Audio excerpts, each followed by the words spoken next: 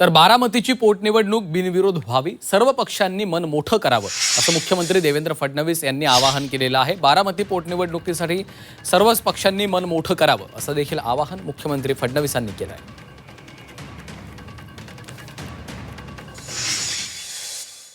माझी अशी सर्वांना विनंती असेल की ही पोटनिवडणूक बिनविरोध झाली तर महाराष्ट्राला साजेशी अशा पद्धतीनं ही परिस्थिती होईल।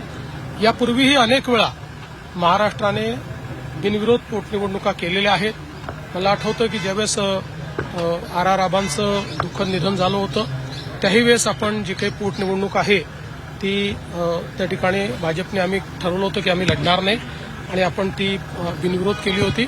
मला असं वाटतं सगळ्या पक्षांनी मन मोठं करून बिनविरोध निवडणूक केली पाहिजे। अजून आमच्या पक्षामध्ये नेमकं चर्चा झाली नाही, पण आज माननीय अध्यक्षांचे पेपरला बातम्या वाचल्या की बारामती आम्ही लढणार। त्यामुळे पक्षपातळीवर नेमकं काय, कारण मी गावाकडेच दौऱ्यात होतो अधिवेशनानंतर, त्यामुळे मला माहिती नाही आहे। पण जी महाराष्ट्रात परंपरा राहिलेली आहे त्या परंपरेचं पालन करावं अशा पद्धतीची भूमिका आमची